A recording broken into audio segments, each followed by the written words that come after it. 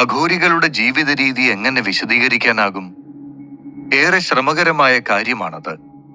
അഘോരികൾക്ക് മാത്രമാണ് അത് കൃത്യമായി പറയാൻ കഴിയുക, അല്ലെങ്കിൽ അവരുടെ ഒപ്പം ജീവിച്ചവർക്ക്. ഈ അധ്യായത്തിൽ നമുക്ക് അഘോരികളുടെ ജീവിതത്തെ കൂടുതൽ മനസ്സിലാക്കാൻ ശ്രമിക്കാം.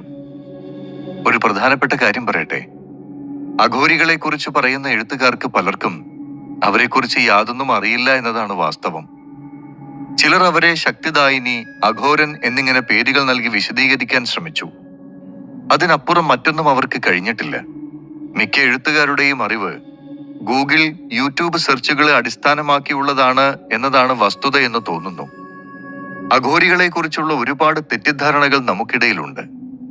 അഘോരി എന്ന വാക്ക് കേൾക്കുമ്പോൾ നിങ്ങളുടെ മനസ്സിൽ ആദ്യം ഓടിയെത്തുന്നത് എന്താണ്? ശരീരമാസകലം ചാരവും കയ്യിൽ തലയോട്ടിയുമായി നിൽക്കുന്ന നഗ്നനായ ഒരു വൃദ്ധന്റെ ചിത്രമാകാം. അല്ലെങ്കിൽ മനുഷ്യമാംസം ഭക്ഷിക്കുന്ന ഒരു നരഭോജിയുടെ ചിത്രവുമാകാം. എന്നാൽ ഇതൊന്നുമല്ല യഥാർത്ഥ അഘോരി. അഘോരികൾക്ക് ഈ ലോകത്തിലുള്ള യാതൊന്നുമായും പ്രത്യേക മമതയില്ല. അതിപ്പോൾ വീടോ പണമോ കുട്ടികളോ ബന്ധുക്കളോ ലൈംഗികതയോ എന്തുമാകട്ടെ. അഘോരി സന്യാസ സമൂഹത്തിൽ സന്യാസിനിമാരുമുണ്ട്. പ്രജനനം ഇവർക്ക് നിഷിദ്ധമായതിനാൽ പുതിയ അംഗങ്ങളെ ചേർക്കുന്നതാണ് ഇവരുടെ രീതി. അനവധി കടുത്ത പരീക്ഷണ നിരീക്ഷണ പ്രക്രിയകളിലൂടെ കടന്നതിന് ശേഷം മാത്രമേ ഈ സംഘത്തിൽ പ്രവേശനം സാധ്യമാകൂ.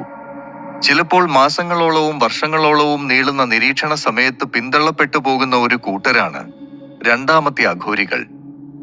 വേഷം കെട്ടി മൃതദേഹവും ചുട്ടുതിന്ന് നടക്കുന്ന നാം കാണുന്ന ഭീകര രൂപികൾ.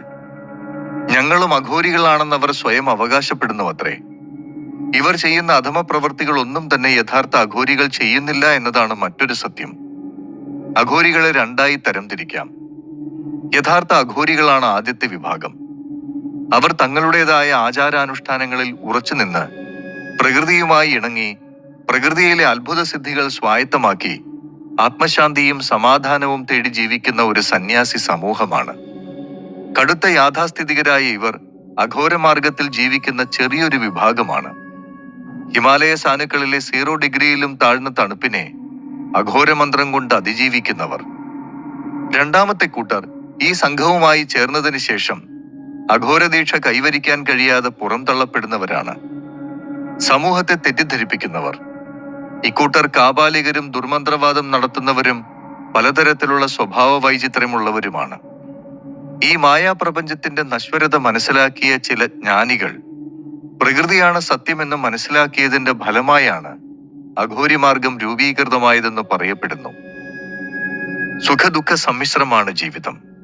എങ്കിലും ദുഃഖമാണ് മനുഷ്യജീവിതത്തിൽ കൂടുതൽ. ജീവിച്ചു തീർക്കുന്ന ഓരോ നിമിഷവും ആധിയും വ്യാധിയും കടന്നു പോകുന്ന മനുഷ്യജീവിതത്തെ മറികടക്കുന്ന ചിന്തകളാണ് അഘോരികൾ മുന്നോട്ട് വയ്ക്കുന്ന ജീവിതചര്യ.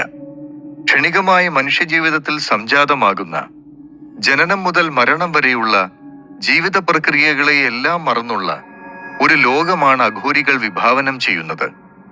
ജീവിച്ചിരിക്കുന്ന സമയം ശരിക്കും ആസ്വദിക്കുക, ആനന്ദം കൊണ്ട് മനസ്സിനെ നിറയ്ക്കുക, അതിന് പ്രകൃതിയെ കൂട്ടുപിടിക്കുക. പ്രകൃതി നൽകുന്ന ശരീരം കൊണ്ട് പ്രകൃതിയെ മറികടക്കുന്ന ചിന്തകൾ ഒഴിവാക്കണം. അങ്ങനെ പ്രകൃതിയിൽ ലയിച്ചു ജീവിക്കുന്നതാണ് അഘോരികൾ മുന്നോട്ട് വയ്ക്കുന്ന തത്വം. പ്രകൃതിയുടെ നിയമങ്ങൾ, നിർണയങ്ങൾ എല്ലാം തന്നെ മനുഷ്യൻ അനുകൂലമായതാണ്. അതിനെ മറികടക്കാൻ തക്കവണ്ണം അഘോരികൾ അവരുടെ വഴികൾ തേടുന്നു. അഘോരം എന്നാൽ ശിവന്റെ പഞ്ചമുഖങ്ങളിൽ തെക്കോട്ടേക്ക് തിരിഞ്ഞിരിക്കുന്ന മുഖത്തിന്റെ പേരാണ്. അഘോരി, അഘോരം എന്നതൊക്കെ ശിവന്റെ പര്യായങ്ങളാണ്. ഈശാനം, തൽപുരുഷം, വാമദേവം, സദ്യോജാതം എന്നിവയാണ് മറ്റു മുഖങ്ങൾ. ശിവചൈതന്യം ഉൾക്കൊള്ളുന്ന ഘോരവും അഘോരവും അഗ്നിയുടെ പര്യായങ്ങളാണ്. പ്രകൃതി ശക്തിയെ അറിയുക, പിന്നെ മന്ത്രതന്ത്രങ്ങളിലൂടെ ആ ശക്തിയെ വരുതിയിലാക്കാൻ പഠിക്കുക. ശക്തിയാണ് സൃഷ്ടിയുടെ കാരണമെന്ന തത്വത്തെ അധിഷ്ഠിക്കുന്ന അഘോരികൾ അടിസ്ഥാന മന്ത്രജപത്തിലൂടെ അഗ്നിയെയും നിയന്ത്രിക്കാൻ പഠിക്കുന്നു. അഘോരമന്ത്രങ്ങൾ 51 അക്ഷരങ്ങൾ ഉൾക്കൊള്ളുന്നവയാണ്. ഈ ഓരോ അക്ഷരവും 1,00,000 തവണ ജപിച്ചാൽ മാത്രമേ മന്ത്രസിദ്ധി സാധ്യമാകൂ എന്ന് പറയപ്പെടുന്നു. അഘോരികൾ മാസത്തിൽ 3,00,000 തവണയെങ്കിലും ജപിക്കുന്ന ഗൗരി ബീജാക്ഷര മന്ത്രം ഗുരുവിൽ നിന്ന് വിധിപ്രകാരം നേടുന്ന ഒന്നാണ്. ഈ ത്രാടക പ്രയോഗം അനുഷ്ഠിച്ചു കഴിഞ്ഞാൽ ഒരു അഘോരിയുടെ കണ്ണുകൾ തീജ്വാല പോലെ തിളങ്ങി നിൽക്കും.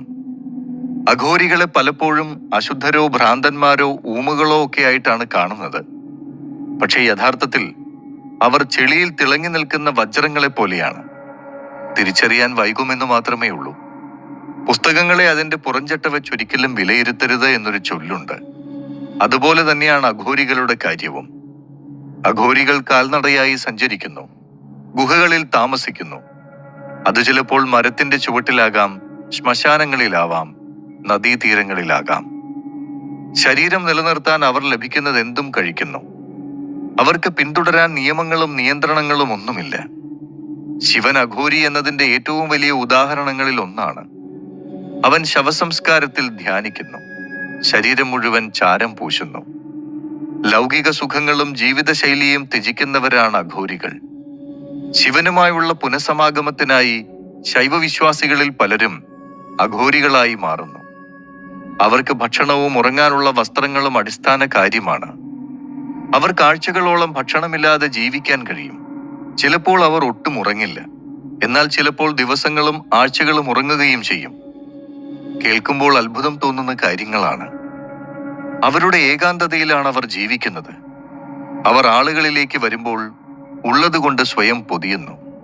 ഹിന്ദുക്കളിൽ ഏറ്റവും ആദരണീയരും ഭയങ്കരന്മാരുമായ വിഭാഗമായാണ് അഘോരികളെ പരിഗണിക്കുന്നത്. അവരുടെ ജീവിത രീതി വളരെ അനായാസമാണ്, എന്നാൽ പരിഷ്കൃത ലോകത്തിൻ്റെതിന് സമാനവുമല്ല. അവരെക്കുറിച്ചുള്ള ലോകത്തിന്റെ കാഴ്ചപ്പാട് തന്നെയാണ് അവരെ ഭൂരിപക്ഷം ആളുകൾക്കിടയിൽ അസാധാരണ താല്പര്യമുള്ള വിഷയമാക്കുന്നത്. അതെങ്ങനെയായാലും ഭയത്തെ അധികമായി ഉൾക്കൊള്ളുന്നതാണ്.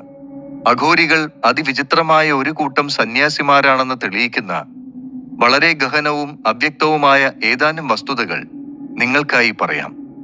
അഘോരി സന്യാസികൾക്ക് ശൈവ വിഭാഗത്തിൽ സ്ഥാനമുണ്ട്. ഉദാഹരണത്തിന്, അവർ പരമശിവന്റെ ആരാധകരാണ്. ലോകത്തെ നിയന്ത്രിക്കുന്ന ഏക ശക്തിയാണ് ശിവനെന്നവർ കരുതുന്നു. ശിവൻ തന്നെയാണ് നിർവ്വാണത്തിന്റെ നിർണായക ലക്ഷ്യമെന്നും അവർ അംഗീകരിക്കുന്നു. അതുപോലെ തന്നെ അഘോരികളുമായി ബന്ധപ്പെട്ട പ്രധാനപ്പെട്ട ഒരു കാര്യമാണ് എല്ലാ അസുഖങ്ങൾക്കും അവരുടെ കൈവശം പൊതുമരുന്നുണ്ട് എന്നത്. അതിനായി അവർ മരിച്ച മനുഷ്യരുടെ ശരീരത്തിൽ നിന്നും വളരെ വിശേഷപ്പെട്ട എണ്ണകൾ നീക്കം ചെയ്യുകയും അതിൽ നിന്ന് പ്രത്യേക തരത്തിലുള്ള മരുന്നുകൾ നിർമ്മിക്കുകയും ചെയ്യാറുണ്ടത്രേ. പലവിധ രോഗങ്ങളാൽ വലയുന്ന ചില ആളുകൾ രോഗശാന്തിക്കായി ഇവരെ തേടി വരാറുണ്ടത്രേ. അഘോരികളെ സംബന്ധിച്ചിടത്തോളം ഏറ്റവും പ്രധാനപ്പെട്ട വസ്തുത അവർ ഈ ലോകത്തിലെ തന്നെ ഏറ്റവും കഠിനമായ പരീക്ഷണങ്ങൾ ഏറ്റുവാങ്ങുന്ന ജനസമൂഹമാണ് എന്നതാണ്. വലിയ പ്രതിസന്ധികളെ നേരിടുന്നതിനുള്ള പരിശീലനം അവർ തങ്ങളുടെ ജീവിതത്തിലൂടെ ആർജിച്ചെടുക്കുന്നു. അഘോരികൾ വൃത്തിയില്ലാത്തവരായി തുടരുന്നതിന് പിന്നിലൊരു പ്രചോദനമുണ്ട്. അതായത് മോക്ഷം നേടാൻ ശരീരം വൃത്തിയാക്കുകയോ മൂടുകയോ പോലെയുള്ള ചെറിയ കാര്യങ്ങളിൽ ഏർപ്പെടരുതെന്ന് അവർ ജീവിതം കൊണ്ട് അറിഞ്ഞിരിക്കുന്നു. അതുകൊണ്ട് തന്നെ അവർ മുടി മുറിക്കുകയോ കുളിക്കുകയോ ചെയ്യാറില്ല.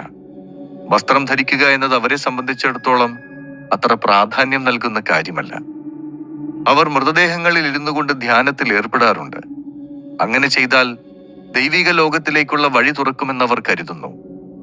ഇവർ ശവങ്ങൾ ദഹിപ്പിക്കുന്ന സ്ഥലത്ത് കാണപ്പെടുന്ന അവശിഷ്ടങ്ങൾ കൊണ്ട് അവരുടെ ശരീരം മുഴുവനും മൂടാറുണ്ട്. മനുഷ്യന്റെ അസ്ഥികളും തലയോട്ടികളും കൊണ്ട് അവർ സ്വയം അലങ്കരിക്കുന്നു. ഇതിനൊക്കെയും അവരുടേതായ കാരണങ്ങളുമുണ്ട്. അവർ പുകവലിക്കാറുണ്ട്. താന്ത്രിക ശക്തികളുടെ കാര്യത്തിൽ അഘോരികൾ വളരെയധികം വിശ്വസിക്കുന്നുണ്ട്. ഇതിനെ നിയന്ത്രിക്കുന്നത് അഘോരികളിലെ ഒരു പ്രബല വിഭാഗമാണെന്ന് കരുതപ്പെടുന്നു. ഇവർ മന്ത്രവാദത്തിലൂടെ വളരെയധികം കാര്യങ്ങൾ ചെയ്യാറുണ്ട്. അവർ സ്വയം രസിക്കുന്നതിന് വേണ്ടിയും മറ്റുള്ളവരുടെ കാര്യസാധ്യത്തിനായും മന്ത്രവാദങ്ങൾ ചെയ്യാറുണ്ടത്രേ.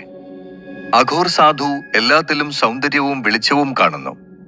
അവർക്ക് ഭയമോ വെറുപ്പോ അനുഭവപ്പെടുന്നില്ല. അവർ വിവേചനരഹിതമായ പാത പിന്തുടരുന്നവരാണ്. അഘോരികളുടെ ജീവിതത്തെപ്പറ്റിയും അവരുടെ ദിനചര്യകളെപ്പറ്റിയുമുള്ള പൊതുവായ അറിവുകൾ പലപ്പോഴും കേട്ടറിവുകൾ മാത്രമാണ്. കാരണം അഘോരി സമൂഹം പൊതുജനങ്ങളിൽ നിന്നും ഏറെ അകന്നു നിൽക്കാൻ എപ്പോഴും ആഗ്രഹിക്കുന്ന വിഭാഗമാണ്.